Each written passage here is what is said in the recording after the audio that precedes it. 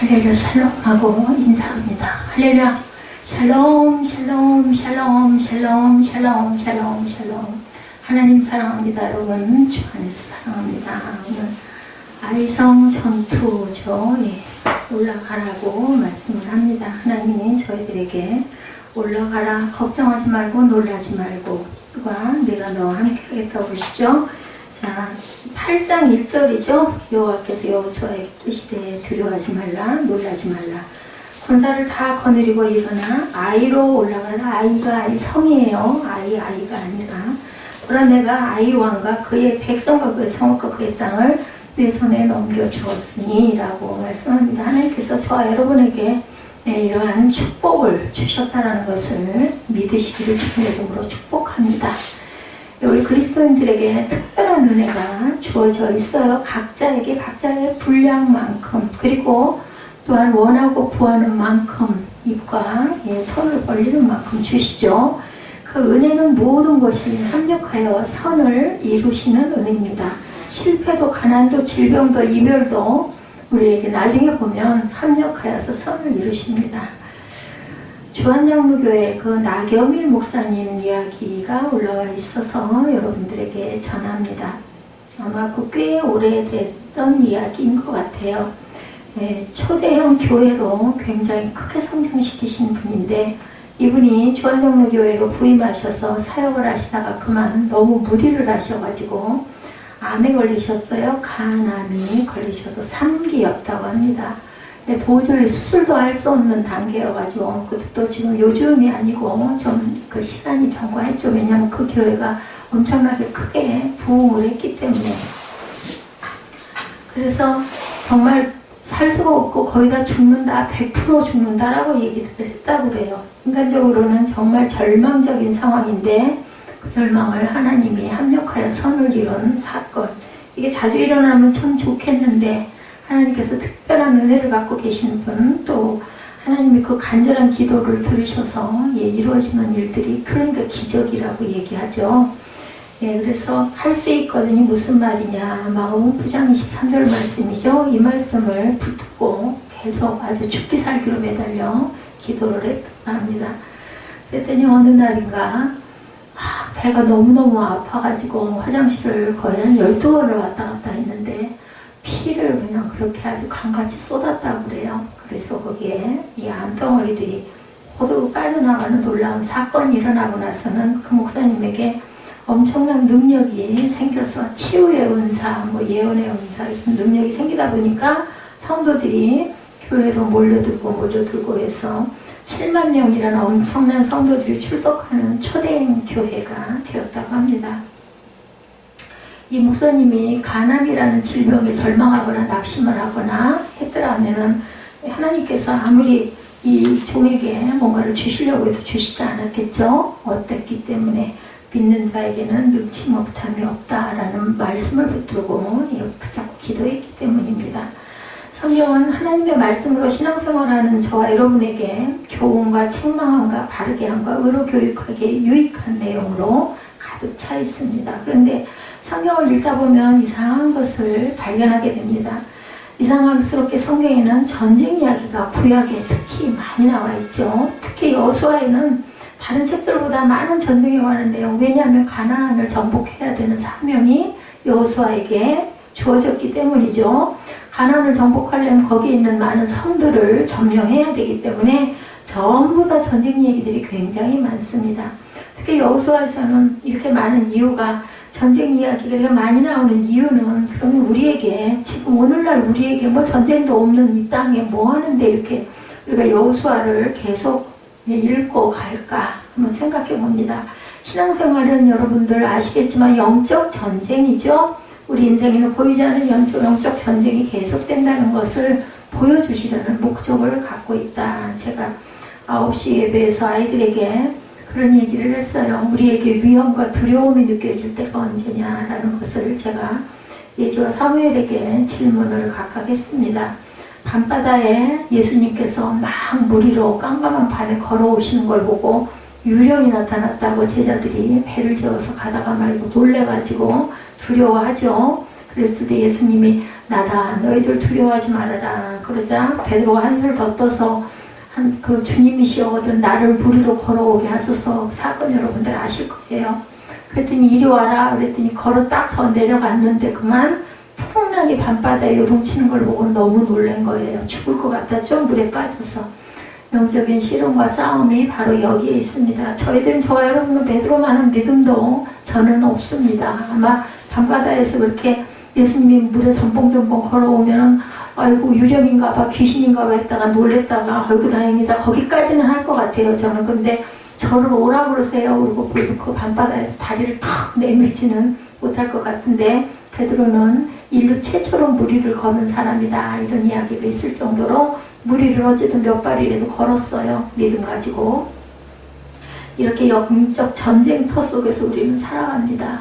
그런데 그것을 알지를 못해요. 예수는 안다고 대답을 하더라고요. 이제는 네가 갈 길을 좀 어느 정도 눈에 보이니? 그랬더니 그렇다고 아주 자신있게 대답을 하더라고요. 근데 그 과정 속에서 두려움이 가끔 올 때가 있니 없니 물어봤더니 뭔가 내가 자신이 없을 때 그런 게 뭔가 발제를 해야 되거나 할 때 두렵습니다. 맞죠? 우리가 자신 없을 때 두렵습니다. 우리 사무엘은 그런 게 전혀 없다고 그래서 어떤 면으로는 감사하고 어떤 면으로는 언제나 처리될까 하는 생각이 제가 들었습니다.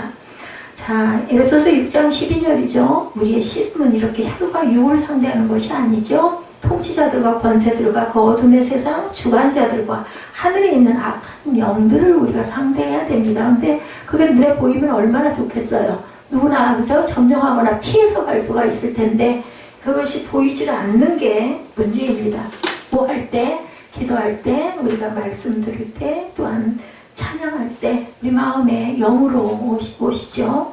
오늘 우리가 처음으로 우리 김종국 형제님, 집사님 기도하시라고 제가 말씀을 드렸더니 순종하셔서 기도하셨어요. 저는 그 기도를 통해서 물론 한 달에 한 번 정도 뭐 짧게 본인의 감동대로 기도하시겠지만 기도를 하면서 하나님을 더욱더 가까이 만나셨으면 하는 마음이 제가 언젠가부터 들어서 몇 달 전부터 들어서 그것을 권면을 했고 본인이 안 하겠다고 하면 그건 어쩔 수가 없죠. 그랬더니 감사하게 그러겠노라고 입을 떼서 기도를 한다는 게 굉장히 중요합니다. 뭐 10편, 23편 뭐 한 절, 1절에서 6절까지 뭐 읽는 거 그냥도 혼자 눈으로도 묵상할 수 있지만 성전에서 입술로 고백한다라는 게 굉장히 귀하고 몇 마디라도 하나님께 기도한다라는 것 굉장히 중요합니다. 전신갑주를 입으라고 말씀하시죠. 왜냐하면 마귀의 공격이 어느 한 곳으로만 오는 것이 아니기 때문에 우리는 온몸에 갑옷을 입어야 된다. 뭘로? 말씀으로 갑옷을 입어야 됩니다. 스포츠로 말하면 권투나 태권도가 아니라 종합 격투기를 하는 거와 마찬가지다. 영적인 싸움이 이렇게 대단합니다. 그런데 종합 격투기는 권투나 태권도보다 다양한 방법으로 공격할 수가 있기 때문에 우리 몸에 전신의 갑주를 입어라. 어느 곳으로 틈타 올 줄 모르죠.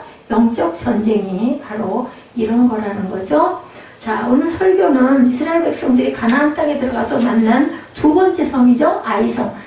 말 그대로 우리 아이는 어른보다 작잖아요. 우리가 기억할 때 그 아이성은 물론 아니지만 작은 성이에요. 여리고성보다 훨씬 작은 성인데 어땠어요? 그만 하나님이 함께 하시지 않고 여호수아가 조그만 성이다 보니까 큰 성 점령하고 나서는 마음에 그만 교만이 들어와가지고 기도하지 않아요. 그리고 그냥 뭐 그렇게 많이 다 갈 필요 뭐 있습니까? 2-3천 명만 보내죠. 그럼 점령할 수 있을 겁니다. 그 말을 듣고 그냥 그렇게 했다가 그만 어떻게 됐어요? 큰 코를 다치는 사건이 나타나 있죠. 이스라엘 백성들이 출애굽을 하고 40년 만에 가나안에 들어가게 됐습니다. 40년이라는 것은 너무나 하나님께 원망과 불평을 너무나 많이 하다 보니까 하나님이 40년 동안 1세대들을 다 누구만 빼고 여호수아와 갈렙만 빼고 하다못해 모세까지도 다 1세대들은 어디서? 광야에서 그리고 모세는 느보산에서 돌아가게 하고 나서 2세대와 갈렙과 여호수아만 들어가게 하려고 40년을 뺑뺑이를 돌린 거예요. 그래서 1세대가 다 돌아가고 나서 여리고성 요단강을 통과해서 우리가 거기 지금 공부하고 오고 있죠. 말씀으로 만난 장애물은 바로 여리고성 첫 번째 장애물은 뭐 다음에 요단강 다음에 여리고성이 두 번째예요. 강을 건넜으니까 이제 여리고성이 있는 거죠. 자, 이스라엘 백성들의 능력으로는 당연히 여리고를 점령할 수가 없어요. 무슨 성? 난공불락이라고 하죠. 하나님은 여리고성을 돌게 하셨어요. 너무 쉬운 방법으로. 그리고 외치라고 그러셨을 때 뭐 했어요? 순종했습니다. 제일 중요한 게 순종이 제사보다 낫다. 그러니까 순종함이 중요합니다. 이스라엘 백성들이 가나안에 들어가면서 만난 세 번째 장애물이 바로 아이성. 첫째는 요단강, 둘째는 여리고성, 세 번째는 이 작은 아이성입니다. 여호수아가 보낸 정탐꾼들은 아이성은 작기 때문에 2,000~3,000명만 보내도 충분하다라고 보고를 하죠. 그 보고를 받은 여호수아는 하나님께 묻지도 않고 백성 중 3,000명을 아이로 보냈다가 그만 이러한 패배를 겪게 됩니다. 왜? 하나님과 함께하지 않았기 때문입니다. 내 마음대로, 내 눈에 보이는 대로. 중요한 교훈입니다. 우리가 생각할 때는 그까짓 것을 일일이 밥 먹을 때 식기도를 해 이런 식인 거죠. 그렇지만 우리는 해야 됩니다. 거창하게 기도하지 않아도 돼요. 마음으로 잠깐 묵상하고 하나님 감사합니다 하고 드셔도 됩니다. 여러 사람이 모여서 함께 식사할 때는 대표 기도해갖고 누군가가 기도를 절차했다가 하지만 혼자 식사를 하거나 아니면 이웃과 누구와 어울려서 동료와 어울려 식사를 할 때는 그래도 잠깐이라도 마음으로 하나님 감사합니다. 감사한 마음을 갖는 게 중요하죠. 저는 그렇게 생각합니다. 이 아이성 전투를 통해서 하나님이 들려주시는 음성을 한번 우리 함께 들어보도록 합니다. 첫째는 교훈입니다. 작다고 절대로 우습게 볼 일이 아니다. 작은 문제, 작은 사건이 일어났다 해서 내 마음대로 그까짓 것 준비하고 기도 안 하고 그냥 다 이런 거지. 그래서는 안 된다는 게 이 아이성에 대한 교훈이라는 것. 아이성은 여리고성에 비해서 정말 보잘것없는 성이었습니다. 그래서 여호수아는 아이성을 쉽게 보고 공격했다. 그만 36명이 참사를 당하는 비극이 낳게 되죠. 만약 아이성이 거대한 성이었다면 여호수아는 아마 전심으로 하나님께 구하고 기도했을 거예요. 우리는 불가능할 때만 기도하려고 하죠. 일상생활 안에서는 기도를 안 하는데 그러게요. 제가 아까 우리 아들 때문에 많이 절망을 했습니다. 그런데 생각을 해보니 내가 저 나이 때는 어땠나? 물론 달랐죠. 저는 굉장히 하나님을 좋아했으니까 사랑하고 안 하고 이런 건 저는 모르겠어요. 근데 그냥 좋았어요. 어린 날부터. 그러다 보니까 하나님이 그나마 은혜로 인도해 주셔서 내가 살아있는 목적이 지금은 하나님밖에 안 계시고 아까 제가 특송을 한 그 찬양이 제 마음입니다. 나는 정말 이곳에 이 성전에 거하는 게 너무 좋다. 좋사오니 아무도 찾아오는 일이 거의 없지만 모르죠. 하나님의 섭리일 수도 있습니다. 그렇지만 저는 어려서부터 너무 좋아했습니다. 근데 아마 우리 아들은 그게 굉장히 귀찮고 싫을 거예요. 지금 어떻게 얘기를 해도 겉으로 해도 빈말로 해도 동의하지를 않는 모습이 너무나 마음에 아픔이 돼가지고 제가 눈물이 계속 났습니다. 그래서 우리가 성경을 통해서 숫자가 적다든지 문제가 작다든지 능력이 부족하든지 이런 것 가지고 우습게 볼 일이 아니다.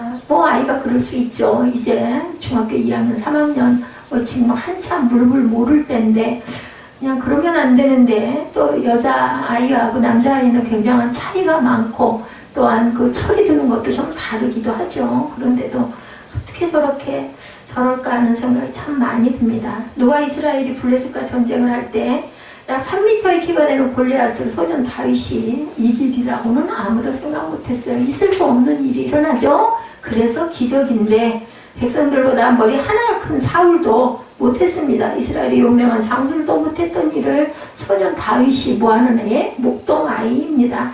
그 가족에 그 아이들이 8명이 있었는데 제일 마지막 막내에다가 표현에 의하면 가장 조그맣고 왜소하고 못생겨서 아버지가 아들 집에 잘 넣지도 않는 그런 아들이었는데 그만 골리앗을 이기는 역사가 일어난다. 이것도 교훈입니다. 하나님이 함께 하시면 못할 일이 없죠.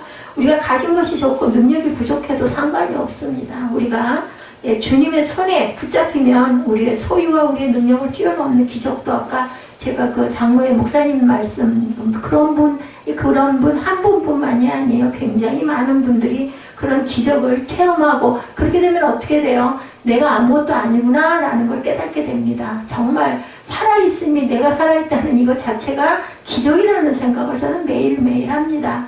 몸이 조금 더 많이 불편하거나 할 때는 그런 생각이 더 많이 들죠. 그래서 하루가 선물이라는 생각을 늘 하면서 눈을 뜹니다. 주님께서 광야에서 오병이어의 기적을 일으키셨죠? 소년이 내놓은 물고기 2마리와 떡 5덩이를 통해서 5,000명이 먹고도 12광주리를 남겼는데 그 손이 내는 도시락이 아니라고 해서 그 5,000명이 먹을 양식을 하나님께서 안 주셨겠습니까? 근데 주셨는데 왜 꼭 아이를 통해서든 뭐를 통해서든 작은 것을이라도 내놔야 하나님 기적을 이루실까요? 요단강 강물에 발을 담궜을 때 기적이 일어나고 홍해의 지팡이를 믿음으로 밀어 넣었을 때, 손을 들었을 때 기적이 일어납니다. 아이가 도시락을 내놨을 때 기적은 일어납니다. 하나님께서는 우리에게 뭔가를 받기를 원하세요. 뭘 받기를 원하실까요? 마음 받기를 원하십니다. 예, 제가 아이에게도 그 얘기를 했습니다. 감사하는 마음을 가져야 된다. 네가 누리고 있고 네가 좋아하는 모든 것들이 하나님께서 주셨다는 것을 눈에 보이지는 않지만 믿고 감사할 줄 알아라. 그래서 주일 예배는 중요한 거고 예배 오는 거를 싫어하거나 귀찮아하면 안 된다는 얘기를 했는데 전혀 말이 먹히지를 않더라고요.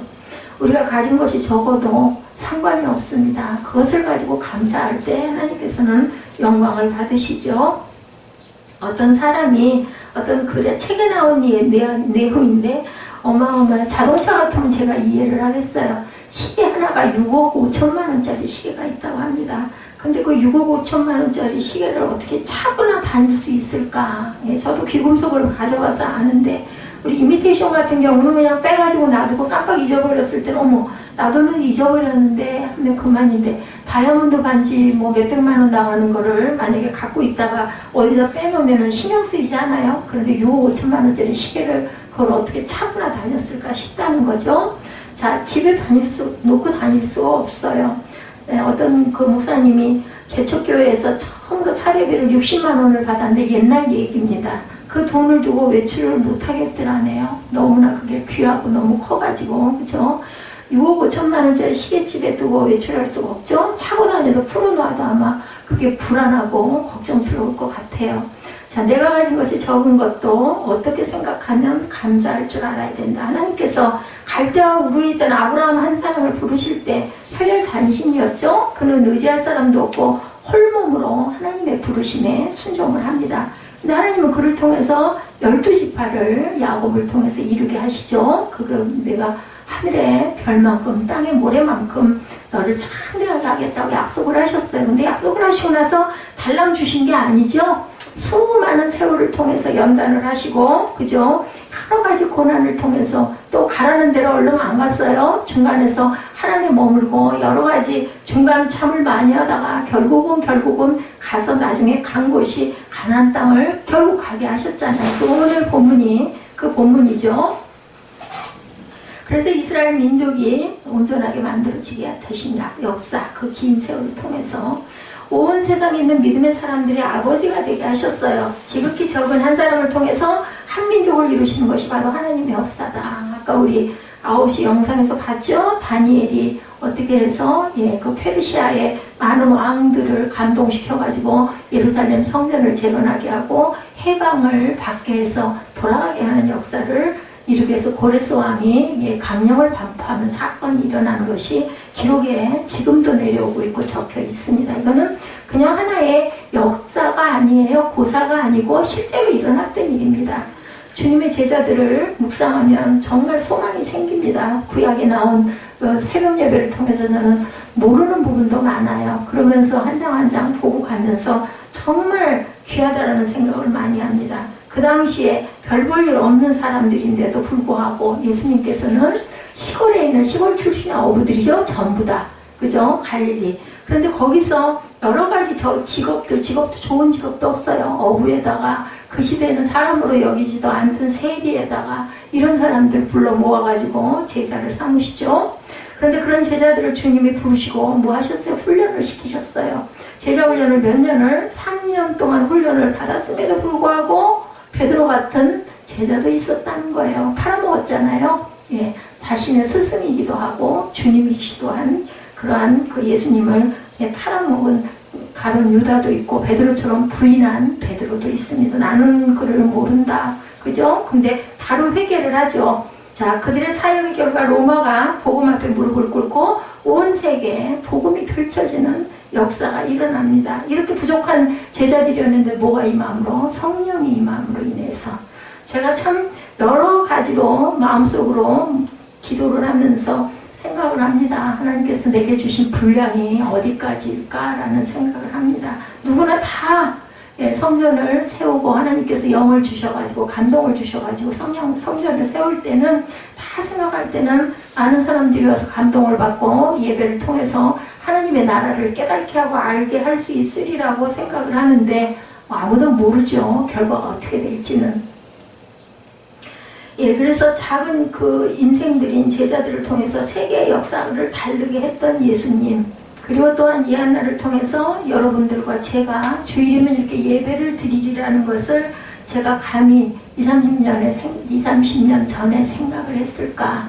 그러면 왜 우리 교회는 좀 외부에 있는 사람들도 좀 많이 오고 우리가 쉽게 얘기해서 세상적인 부흥을 좀 경험하고 얼마나 신날까인데 하나님께서는 또 그렇게 하시지를 않네요. 제 그릇이 적어서인지 아니면 하나님의 귀한 뜻이 있어서인지 그것을 또 뚫고 너희들이 온전한 신앙이 어떤 것인지를 깨달아 알아가라고인지 제가 언제까지나 이 자리에 서 있을지 찬양을 하는데 그런 생각이 들더라고요. 우리 사무엘이 그 특송하는 게 길다고 제가 그 마음이 와서 그 찬양을 그 3391번을 써가지고 출판에다가 찾아보고 제가 쓴 거예요.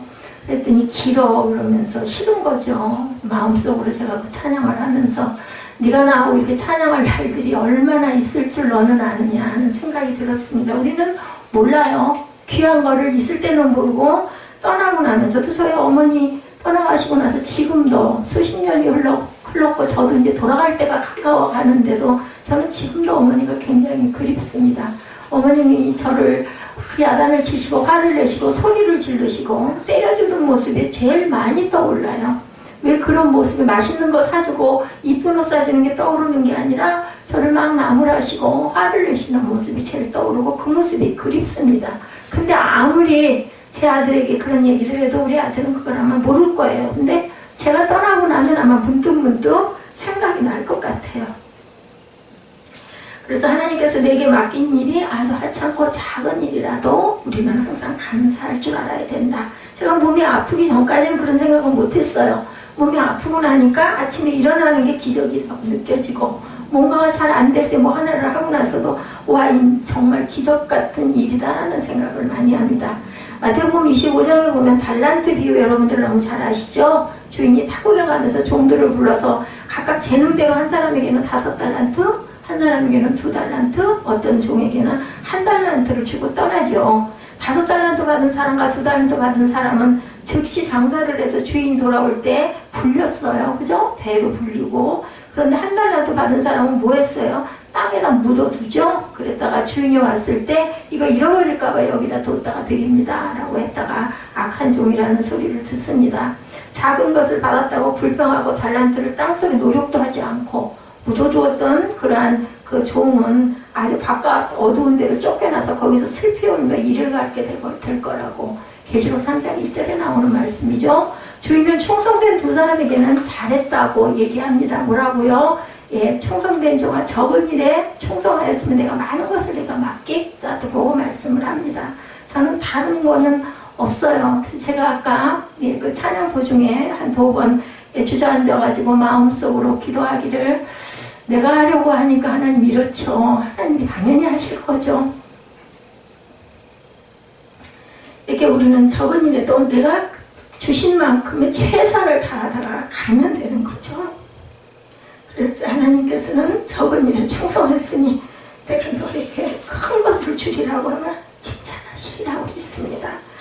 우리는 주변에 있는 사람들을 대할 때 상대가 가진 능력과 인격의 정도를 따라서 차별 대우를 절대로 해서는 안 되는데 우리 마음은 마음 안에 양심이라는 것이 있음에도 불구하고 우리의 눈이 또 우리의 완악한 마음이 우리 내면에 있는 죄성들이 차별을 해서 대우를 할때요. 약한 사람들은 그냥 우습게 보게 되고 좀 대단해 보이고 한 사람들 앞에는 괜히 가서 고개를 숙이고 지난번에 여기 잠깐 왔다 가신 반이로 오셨다라는 저희 교회에 오셨던 그 2분 생각이 계속 생각이 나더라고요. 마음으로 기도를 합니다. 이름도 모르는데 왜냐하면 그 남자분이 아마 헌금을 넣고 그 여자분이 먼저 나가시고 남자분이 헌금을 넣고 나가셨는데 이제 나중에 자꾸 생각이 나는 거죠. 아마 펜이 없지 않았을까. 이름을 안 쓰고 그냥 나가신 거는 그 생각이 들고, 우리가 권해드릴 때 펜을 좀 앞으로는 하나씩 챙겨드려야겠다. 뭐 안 넣고 그냥 갈 수도 있고 안 쓰고 갈 수도 있겠지만. 그리고 또 한 번 생각을 한 게, 우리 교회가 개척교회라고 여겨졌으니까 이렇게 아내 봉투, 본인의 봉투에다가 헌금을 똑같은 금액을 이렇게 나눠서, 요즘에는 돈을 들고 다니시는 분이 많지가 않은데 1, 2만 원도 아닌 돈을 그렇게 나눠 들 때는 마음으로, 아마 남자분이 제가 보기에는 영이 충만하신 분이라고, 저는 얼굴도 뭐 제대로 뵙질 않아서 모르겠지만 그렇게 느껴졌습니다. 기도하는 소리를 들어보니까 기도 목소리가 잡혀있는 기도하시는 분이었고, 개척교회가 얼마나 안쓰럽게 보였으면 그게 마음이죠. 하나님의 그 사랑의 마음을 담고 가신 거예요. 그 돈이 중요한 게 아니라 담고 가신 그 마음이 한 번이라도 좀 더 오셨으면 좋겠다는 생각이 드는 거예요. 왜냐하면 그래도 말씀이라도 좀 전하고 같이 교제를 하고 가셨으면 좋을 걸 내가 빚을 졌구나 하는 생각이 너무 들더라고요. 교만인지는 모르지만 어찌됐든 간에 우리 교회를 보고 그래도 예배하고 적은 인원이 모여가지고 찬양하는 걸 보고 뭐 어떤 일정이 있어서이겠지만 예배를 끝까지 참석은 안 했지만 그래도 기도하는 마음으로 헌금을 심었다는 그것이 그렇게 크게 오랫동안 올 줄은 저는 몰랐습니다. 그냥 그래서 헌금함에 넣었는데 그냥 거기다가 메모를 해서 넣었어요. 왔다 가신 분이라고 날짜를 쓰고. 이런 마음이죠. 그 고아와 과부를 불쌍히 여기시고, 그리고 그 아주 가난한 여인이 두렙돈을 집어넣었을 때 예수님이 그걸 보시고 너무나 그 칭찬하셨던 그 마음인 것처럼 이웃을 사랑하는 마음, 또 하나님의 나라를 귀하게 여기는 그 마음이 제 마음에 오래오래 남았다라는 거죠. 금액의 문제가 아닙니다. 마태복음 25장에 보면 양과 염소의 비유가 나오죠. 주님이 재림하시고 최후의 심판대 앞에서 벌어질 일을 기록했어요. 염과 양, 염소와 양의 비유는. 온 인류가 주님의 보좌 앞에서 심판을 받죠. 오른쪽에는 양의 무리들이 있고 왼쪽에는 염소의 무리들이 있습니다. 양과 염소의 비유에서는 양의 무리에 서느냐 염소의 무리에 서느냐가 이 세상에서 지극히 작은 사람들을 어떻게 대하느냐로 결정이 됐다라는 거죠. 주님은 양의 무리에 선 사람들에게 내 아버지께 복받을 자들이여 나와 창세로부터 너희를 위하여 예비된 나라를 상속받으라고 말씀을 합니다. 그 이유는 그들이 이 세상에서 지극히 작은 사람들을 돌봤기 때문이에요. 주님은 그들에게 내가 진실로 너에게 이르노니 너희가 여기 내 형제 중에 지극히 작은 자 하나에게 한 것이 곧 내게 한 것이다. 이렇게 말씀을 합니다. 주님은 염소의 무리에 선 사람들에게는 저주를 받은 자들아 나를 떠난 마귀와 그 사자들을 위하여 예비된 영원한 불에 들어가라고 이렇게 책망을 하시는 분이 나옵니다. 그 이유는 그들이 이 세상에서 지극히 작은 사람들을 돌보지 않았기 때문이고 나보다 연약한 자들을 무시했기 때문이라는 것. 내가 진실로 너에게 이르는 이 지극히 작은 자 하나에게 하지 아니한 것이 곧 내게 하지 아니한 것이라고 말씀을 합니다. 무슨 일을 하든지 절대로 작다고 우습게 하찮게 봐서는 안 된다. 큰 교회, 대단한 교회라고 막 아주 조심스럽게 고개를 숙이고 이렇게 조그마한 교회라고 해서 목사를 우습게 여기고 능멸하는 마음을 갖고 함부로 대하는 것은 하늘의 큰 죄와 벌이라는 것을 절대로 우리가 잊어버려서는 안 된다라는 거죠. 자, 우리들이 내가 가진 능력이 작다고 또한 열등감 속에 살지 말아야 되겠죠? 그 능력으로 주님을 내 분량대로 열심히 섬기는 게 가장 중요하다. 두 번째는 내 속에 있는 아간, 우리 지난주에 아간에 대해서 우리 묵상했었죠. 아간을 잡아내라. 뭐가? 사람을 무시하는 그 마음을 마음속에서 쓴뿌리를 뽑아버려야 된다는 거예요. 자, 하나님께서 여호수아의 기도를 들으시고 응답해 주시죠. 7장 11절에 보면 이스라엘이 범죄하여 내가 그들에게 명령한 나의 언약을 어겼으며 또한 그들이 온전히 바친 물건을 가져가고 도둑질하며 속이고 그것을 그들의 물건들 가운데 두었느니라. 하나님께서는 절대로 너희들이 개인적으로 갖지 말라고 그랬는데 그걸 그만 속이고 훔쳤어요. 그죠? 욕심 때문에.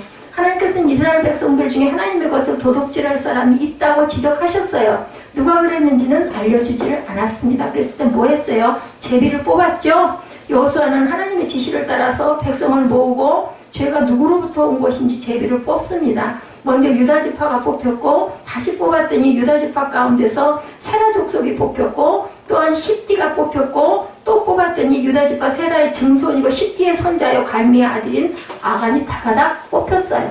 이 제비가 정말 그래서 구약에는 아주 하나님의 역사다, 하나님의 믿음이다라고 생각을 하고, 요즘에도 우리가 뭔가를 정확하게 어떻게 할 수가 없을 땐 제비를 뽑습니다. 하나님께서는 여리고성 전투에서는 아무것도 취하지 못하게 하셨죠. 첫 번째 전쟁이라 모든 것을 누구에게? 하나님께 바치라고 그랬는데, 아간이 그만 여리고성 시날산의 아름다운 외투 한 벌과 은 200세겔과 50세겔이 되는 금덩어리 하나를 보고 탐을 내가지고 자신의 장막 가운데 땅속에 감추어 둔 것이 그만 아이성을 점령하지 못하는 패배를 불러일으키죠. 그리고 그 어떻게 했어요? 그것을 본인이 나와가지고 고백했을 때 어땠어요? 여호수아는 아간과 물건을 돌로 치게 하였고 불사르게 해서 쌓아놓은 것이 바로 아골 골짜기였다라고 우리 지난 시간에 함께 저와 여러분들이 묵상을 했습니다. 내 속에 있는 이 아간은 과거에 범했던 죄 중에 해결되지 못한 죄일 수도 있다라는 겁니다. 또 지금 내가 범하고 있는 죄일 수도 있고 탐욕일 수도 있고 불순종일 수도 있다. 사람을 우습게 여기고 눈 아래로 깔보는 그런 마음들, 그런 것일 수도 있다는 본문에서 이 아이성을 통해서 저와 여러분에게 주시는 말씀입니다. 이스라엘 백성들이 제비를 통해서 아간을 잡아냈던 것처럼 우리는 성령의 조명하심 속에서 내 안에 있는 아간을 잡아낼 줄 알아야 된다. 내 속에 숨겨진 죄악이죠. 내 속에 숨겨진 아간을 제거하지 않으면 첫 번째 아이성 전투에서 이스라엘을 돕지 아니하셨던 것처럼 저와 여러분을 돕지 아니하신다라는 거죠. 이사야 59장 1, 2절에 야훼 손이 짧아 구원하지 못하심도 아니요 귀가 둔하여 듣지 못하심도 아니요 오직 너희 죄악이 너희와 너희 하나님 사이를 갈라놓았고 너희 죄가 그의 얼굴을 가려서 너희에게서 듣지 않으시게 하느니라고 말씀하고 있습니다. 신앙생활에서 성공과 실패는 경제력이나 인간적인 능력이나 세상적인 자리에 있는 게 아니죠. 신앙생활에서 성공은 하나님을 뵙는 겁니다. 하나님의 얼굴을 구하는 겁니다. 그걸 하기 위해서 여러분들이 아침부터 오셔가지고 이 자리에 앉아 계신 거예요. 하나님을 경험하며 하나님의 임재를 느끼며 그분과 동행하는 것이 신앙생활에서 성공하는 길이다. 그렇다면 누가 하나님을 보고 하나님과 동행할 수 있는 것일까? 자기 속에 있는 아간을 제거하고 깨끗한 영을 가진 사람. 마태복음 5장 8절 산상수훈이죠. 마음이 청결한 자는 복이 있나니 그들이 하나님을 볼 것이며, 자기 속에 있는 아간을 잡아내서 영적인 눈이 열려서 하나님을 볼 수 있어야 된다는 거죠. 내 안에 아간을 그냥 두고 신앙생활을 한답시고 겉으로만 주일 지킨다고 왔다 갔다 하는 것은 그것은 온전한 신앙이 아니다. 계시록 3장 17절에 내가 말하기를 나는 부자라 부유하여 부족할 것이 없다 하나 내 공고한 것과 가련한 것과 가난한 것과 눈만 것과 벌거벗은 것을 알지 못한도다 라고 말씀합니다. 이 말씀은 라오디게아 교회에 주신 예언의 말씀인데, 라오디게아 교인들은 물질적으로 굉장히 풍요했습니다. 그래서 그들은 스스로 나는 부자라 부유하여 부족할 것이 없다라고 아주 자만을 했던 사람들입니다. 그런데 주님이 그들을 보실 때 그들의 상태는 곤고하고 가련하고 가난하다라고 말씀을 합니다. 영적으로 눈이 멀었고 영적으로 벌거벗고 있다라는 거죠. 수치를 모른다는 거죠. 그들은 세상적으로는 성공한 사람이었는데 신앙생활은 실패하고 있었던 것을 본인들은 몰랐다. 영적인 눈이 어두워서 주님을 볼 수가 없었고 영적으로는 부끄러운 모습이 영적으로 벌거벗은 상태였는데 자기들은 신앙생활을 아주 잘하고 있다고 착각을 한 거다. 안 믿는 사람들에게 주신 말씀이 아니고 라오디게아 교회 성도들에게 하신 말씀이라는 것을 잊지 마시기 바랍니다. 우리 성도들 중에 영적으로 공고하고 가련하고 가난한 사람이 아무도 없기를 주님의 이름으로 축복합니다. 세 번째로 내 생각을 내려놓고 하나님의 음성을 듣고 순종하라. 순종하는 것이 제사보다 낫다고 하죠. 여호수아는 가나안에 들어가면서 만났던 첫 번째 장애물 앞에서 하나님의 음성을 들었어요. 비가 많이 와서 강물이 넘치고 있는데 강물을 밟으라는 하나님의 음성을 듣고 그대로 순종했습니다. 여호수아가 들은 음성은 순종할 때 요단강이 갈라지는 기적이었죠. 그래서 그 기적이 일어납니다. 여리고성을 다시 또 6번을 돌고 7번째 되는 날 7번 돌라는 하나님의 음성을 듣고 그대로 순종했습니다. 여리고에서도 하나님의 음성에 순종한 여리고가 무너집니다. 안타까운 것은 여호수아가 아이성 앞에서 다른 때처럼 하나님의 음성을 듣는 시간을 갖지 않았던 것이 패배의 원인이었다라는 거예요. 그러니까 뭐냐면 어떤 상황에서도 하나님께서 나와 함께 하시니까 이런 것 정도는 내가 알아서 그냥 해도 되지 뭐, 이런 마음을 갖지 말라는 겁니다. 이게 자칫 잘못하면 교만이 될 수가 있다. 여호수아는 아이성 전투에 패배한 후에 하나님 앞에 엎드려 기도하다가 다시 하나님의 음성을 듣게 됩니다. 구하면 주신다라는 거예요. 이것을 통해서 우리가 알 수 있는 것은 내가 순종을 안 했다 할지라도 그것을 깨닫고 다시 무릎 꿇으면 하나님께서는 받아주신다라는 것을 잊지 마시기 바랍니다. 그래서 아간을 잡아내고 두 번째 전투에서 아이성을 점령하죠. 이 가나안 전쟁에서 우리가 배워야 할 신앙생활의 모범은 우리도 하나님의 음성에 귀를 기울이고 그 음성을 따라 살아야 한다. 주님의 음성을 들어서 12제자들이 이 나라를, 하나님의 나라를 건설한 사건들, 교회들이 일어섰죠. 그 길이 바로 영적으로 사는 길이라는 것을 잊지 아니하시기 바랍니다. 요한복음 5장 25절에 진실로 진실로 너에게 이르노니 죽은 자들이 하나님의 아들의 음성을 들을 때가 오나니 곧 이때라. 듣는 자는 살아나리라고 말씀을 합니다. 일주일에 한 번이라도 여러분들 헌금 쓰실 때 말씀을 묵상해서 한 구절씩이라도 쓰시고 그 감동대로 꼭 기도를 쓰시기 바랍니다. 그렇게라도 해서 내가 읽고 내 마음에서 우러나는 대로 글씨를 쓰시면 그것이 내 마음에 그것이 영적인 양식이 될 줄로 믿습니다. 잘들 하시면 그거 내가 일부러 하라 안 해요. 우리 성찬 때 여러분들 뭐 그거 제가 그냥 한번 쭉 읽고 성찬에 뚝딱 급하게 먹어도 상관없는데 찬양도 잘들 안 하시잖아요.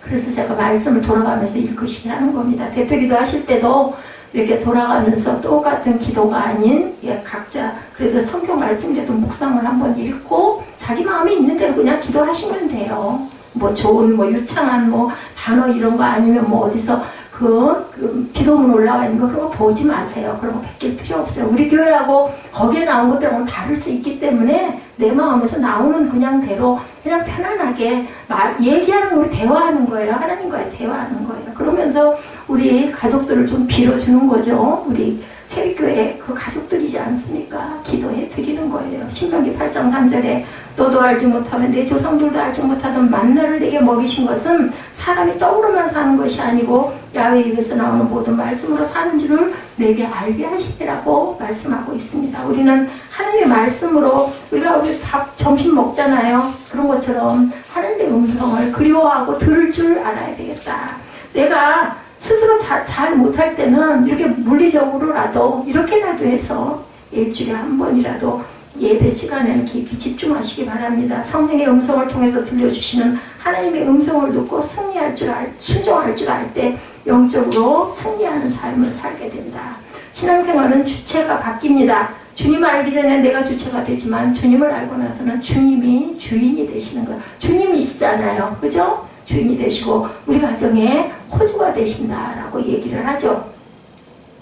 주님의 음성을 듣는 것이 굉장히 중요합니다. 주님의 뜻을 행할 수 있기 때문이죠. 그렇다면 어떻게 해야 주님의 음성을 들을 수 있을까? 예, 그 답은 주님에게 묻는 거죠. 예, 주님은 눈에 보이지 않지만 우리가 물으면 성령으로 역사하셔서 감동으로 우리를 인도해 주신다라는 것. 로마서 8장 14절에 무릇 하나님의 영으로 인도함을 받은 사람은 곧 하나님의 아들이다 이렇게 말씀하고 계십니다. 자, 역대상 10장 13절에도 사울이 죽은 것은 야훼께 범죄하였기 때문이라 그가 야훼의 말씀을 지키지 아니하고 신접한 자에게 가르치기를 청하고 야훼께 묻지 아니하였으므로 야훼께서 그를 죽이시고 그 나라를 이새의 아들 다윗에게 넘겨주셨더라. 하나님께서 사울을 죽이신 이유는 그가 범죄했기 때문이죠. 사울의 범죄 세 가지를 지적하시죠. 첫째, 야훼의 말씀을 지키지 않았다. 둘째, 신접한 여인 즉 무당을 찾았다. 셋째, 야훼께 묻지 아니하였다. 지키지 않고 무당을 찾았고 그 우상숭배죠. 그리고 야훼께 묻지 않았다. 그 결과 사울에게 나라를 빼앗아서 다윗에게 넘겨줍니다.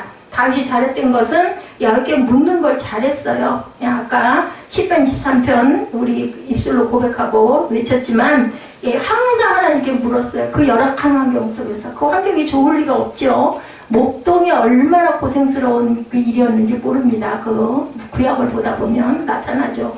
빌 게이츠가 말합니다. 좋은 사람의 습관을 내 것으로 만들면 나도 성공하게 된다. 저 사람 저 습관 때문에 성공하는구나 라는 생각이 들면 그것을 내 것으로 만들라는 거예요. 다윗이 하나님께 묻는 습관으로 성공적인 인생을 살았다면 우리도 그의 습관을 따라서 흉내내도 내봐야 되지 않겠느냐. 하나님께 묻는 것이 바로 겸손입니다. 내 뜻대로 내 마음대로 뭐 내가 벌었으니까 내가 쓰지 이런 마음을 가져서는 안 된다는 거죠. 하나님의 지혜와 하나님의 능력을 신뢰하고 겸손하게 무릎을 꿇을 줄 알아야 되겠다. 한 선교사님이 기차 여행을 하고 있었대요. 그런데 앞에 앉아있는 사람이 자살할 것 같은 느낌이 들었다고 합니다. 그래서 형제여 하나님을 믿고 하나님의 도우심으로 승리하세요. 하나님의 어디에 있어서 내가 하나님의 도움을 받는단 말이요. 그때 선교사님이 만년필을 꺼내서 손에 들고는 물었어요. 형제는 이 만년필을 이 탁자에 세울 수가 있습니까? 이렇게 흔들리는 기차 안에서 어떻게 만년필을 세울 수가 있습니까? 나는 세울 수 있습니다. 한번 해보시오. 선교사님이 만년필을 두 손으로 잡고 탁자에다 세웠어요. 그 만년필을 자 이제 만년필을 세웠어 그랬더니 그 사람이 뭐라고 그랬을까요? 손으로 붙잡으면 누구는 못합니까? 이렇게 물어봅니다. 예, 바로 세상은 흔들리고 당신은 흔들려도 하나님께서 당신을 붙잡아 주시면 절대로 넘어질 일이 없습니다. 라고 선교사님이 권면을 했다고 합니다. 하나님께 묻고 하나님께서 여러분을 붙잡는 삶을 살아갈 때 절대로 쓰러지지 않는다라는 것. 오늘 설교 아이성 전투를 통해서 하나님이 들려주시는 음성을 저와 여러분이 함께 나눴습니다. 첫 번째, 작다고 우습게 보지 말아라. 두 번째, 내 속에 있는 정욕과 탐욕과 내 속에 있는 악안을 잡아내라. 세 번째, 내 생각을 내려놓고 하나님의 음성을 듣고 순종하라. 이 세 가지예요. 여러분들 잊지 마시고 그대로 실천하시고 내가 정말 어눌하고 악이 같고 걸음마를 하다 넘어질지언정 하나님의 음성을 두고 그대로 행하려고 노력하시는 저와 여러분 되시기를 주님의 이름으로 축복합니다.